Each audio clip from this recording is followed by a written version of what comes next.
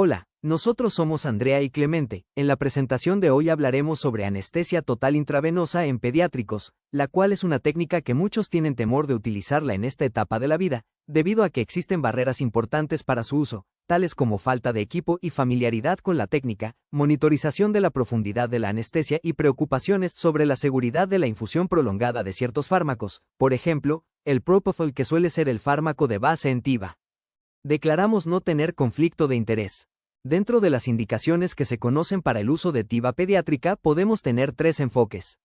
En relación con el paciente, aquellos que tienen antecedente de hipertermia maligna o que tienen antecedentes quirúrgicos en los cuales presentaron náuseas y vómitos postoperatorios o reactividad de la vía aérea.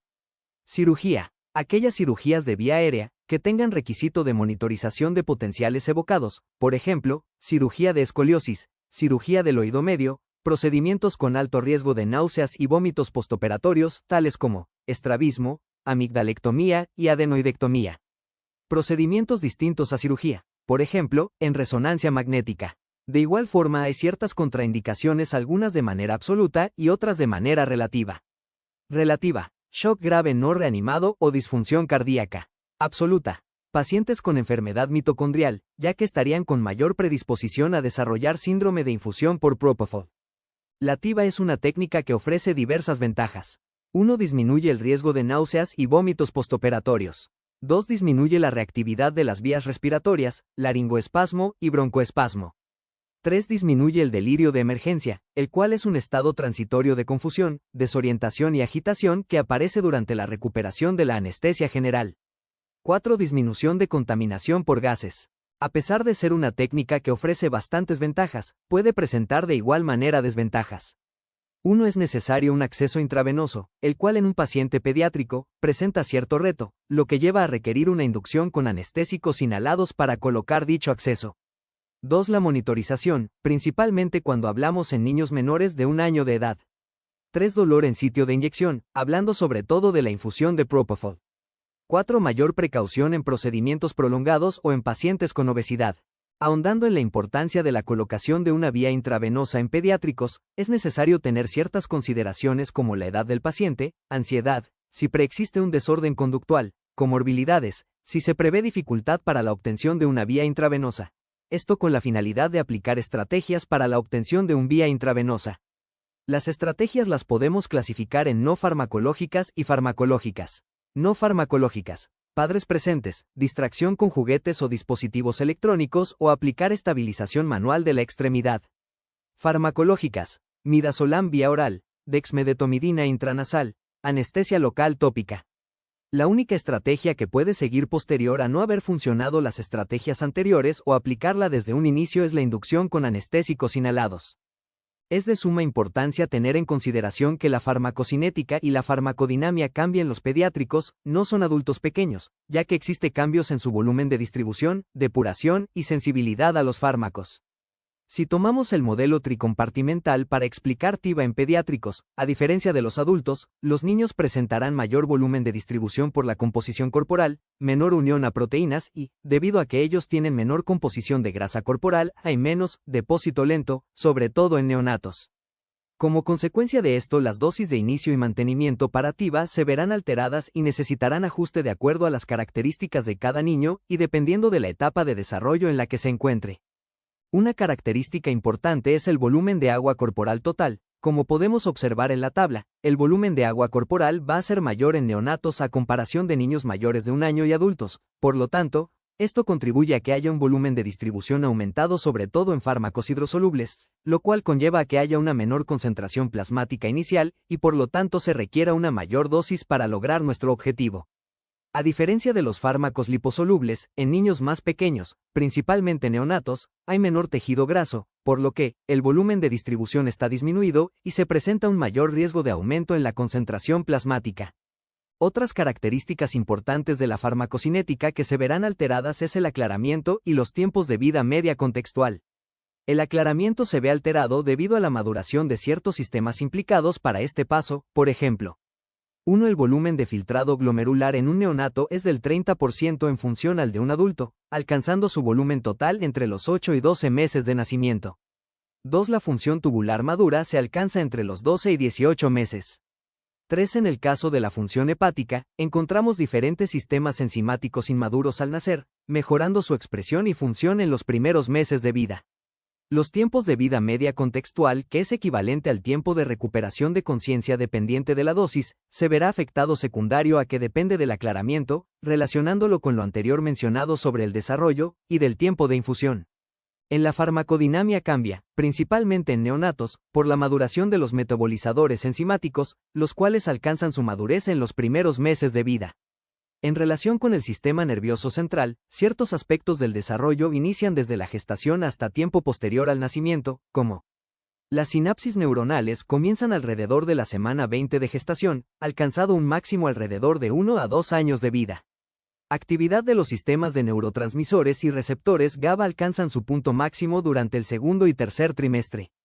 Tractos corticotalámicos y talamocorticales se desarrollan robustamente solo a partir del 10º mes de vida. Las características descritas del neurodesarrollo determinan que la actividad electroencefalográfica de recién nacidos sea distinta de niños mayores y adultos. Esto tiene influencia en el monitoreo de TIVA. El monitoreo de elección para TIVA pediátrica es BIS y entropía, principalmente BIS, esto aplicado solo para niños mayores de 1 año de edad, ya que niños menores de 1 año, por lo las características descritas del neurodesarrollo, determinan que la actividad electroencefalográfica sea distinta. El electroencefalograma de recién nacidos es evolutivo. Los prematuros se caracterizan por presentar frecuentes periodos isoeléctricos, intercalado de periodos de actividad espontánea, continua, indeterminada y transitoria. Los recién nacidos de término expresan mayoritariamente ciclos ultradianos cortos que oscilan entre 2 tipos de sueño. Uno activo de actividad eléctrica continua con predominancia de ondas lentas y deltas coherentes, y un sueño tranquilo, caracterizado por una actividad eléctrica discontinua que presenta periodos de actividad de transición asociado a periodos isoeléctricos esporádicos. En niños mayores de 1 año, el BIS proporciona valores consistentes con las relaciones de concentración de anestésico observadas en adultos. Los valores objetivos son similares de 40 a 60, y si los valores se mantienen por debajo de 50, es muy poco probable que se produzca la concienciación. A continuación veremos los modelos de TCI en Propofol que se pueden emplear en TIVA. Los modelos principales que se emplean son PAEDFusor y Cataria. PAEDFusor se basa principalmente en peso corporal y puede ser usado en niños de 1 a 16 años y con peso de 5 a 61 kilogramos. Cataria usa el peso corporal total y la edad del paciente, se usa en niños de 3 a 16 años y que pesan de 15 a 61 kilogramos. En caso de no contar con bombas de infusión disponibles para modelos de TCI o que nuestro paciente no se encuentre en los rangos disponibles previos, podemos emplear la TIVA manual. Los esquemas más utilizados son los de McFarland y Ster. McFarland se utiliza en pediátricos de 3 a 11 años, consiste en una dosis de infusión y perfusión o mantenimiento que se ajusta cada 15 minutos hasta llegar a las 2 horas con el objetivo de mantener una concentración plasmática de 3 mcg/ml. STEUT puede ser empleado en niños, 3 años, se subdivide en varios grupos para los cuales la dosis de inducción es similar pero el mantenimiento cambia de acuerdo con el grupo de edad, los ajustes de mantenimiento se realizan cada 10 a 20 min hasta llegar a los 100 minutos. En este artículo se aborda la problemática de los modelos previos de TIVA manual, los cuales presentaban concentraciones plasmáticas iniciales muy elevadas y fuera del rango terapéutico, 6 a 8 mcg/ml. El objetivo de este estudio fue crear un esquema para mantener concentraciones plasmáticas de Propofol entre 2 a 3 mcg/ml en pacientes desde las 27 semanas de edad hasta los 3 años de edad. Dentro de los resultados al compararlo con el modelo de Marsh, encontraron que este régimen fue más estable durante la infusión. Dentro de lo controversial de este estudio es que estas simulaciones nunca fueron realizadas en pacientes reales, por lo cual el efecto clínico no puede ser determinado y la población neonatal fue una muestra de 161 pacientes. En esta gráfica podemos observar la concentración plasmática del Propofol. Cada una de las curvas que se visualizan representa un modelo de TCI, donde se observa el pico máximo de concentración plasmática, que se alcanza en un modelo que puede llegar hasta 12 mcg/ml o 2 mcg/ml, y el tiempo en que se mantiene el descenso para alcanzar la concentración plasmática deseada en cada uno de los modelos. Otros fármacos que pueden ser empleados como coadyuvantes son los opioides, principalmente el remifentanil. Tiene ciertas ventajas respecto a otros opioides, la principal es la vida media sensible al contexto, la cual es muy corta de 2 a 3 min, puede reducir hasta un 40% las necesidades de Propofol. Se cuenta con un modelo de TCI, pero solo puede ser empleado en pediátricos de mayor que 12 años o mayor que 30 kilogramos de peso. La infusión manual se recomienda en los pacientes que no cumplan con las características. Otro de los opioides que se pueden emplear en TIVA para pacientes pediátricos son el alfentanil. Al igual que el remifentanil cuenta con un tiempo de equilibrio rápido, el sufentanil también se puede perfundir en estos pacientes con una gran analgesia postoperatoria como ventaja principal.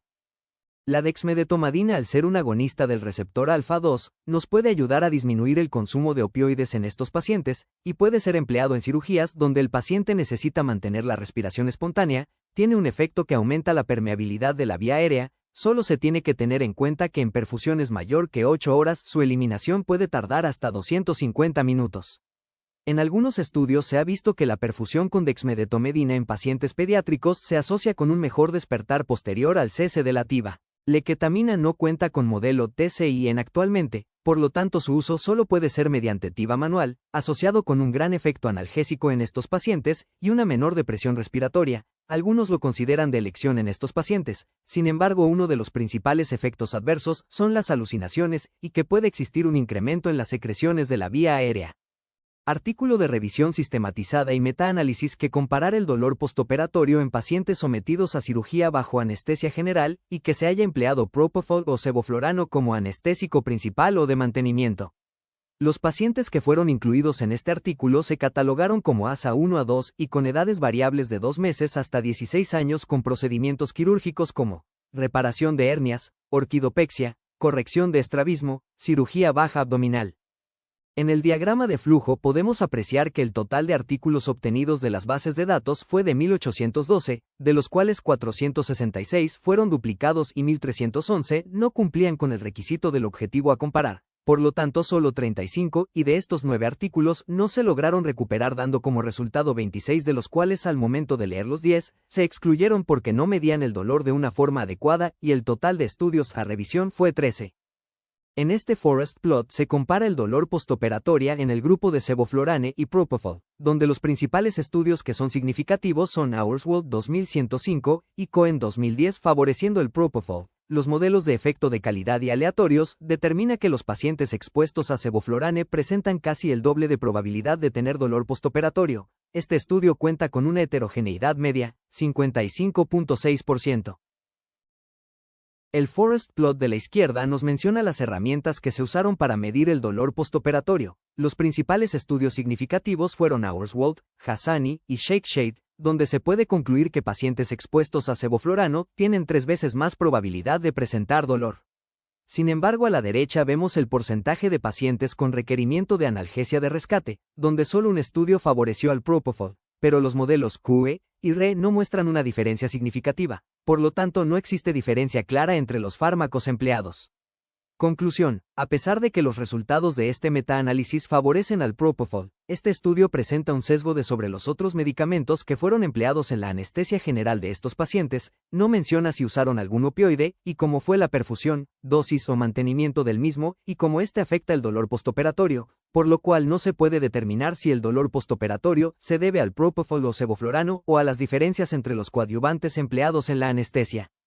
En este ensayo clínico aleatorizado, se buscó comparar TCI contra la TIVA manual de propofol en anestesia pediátrica. Se incluyeron pacientes ASA-I, de 1 a 12 años que fueron sometidos a cirugía bajo anestesia general con propofol. Se excluyeron a pacientes con enfermedades renales o hepáticas, con alergia al propofol y que necesitaron cirugía de emergencia, con un resultado de 74 pacientes que dividieron en 2 grupos de 37 pacientes cada uno.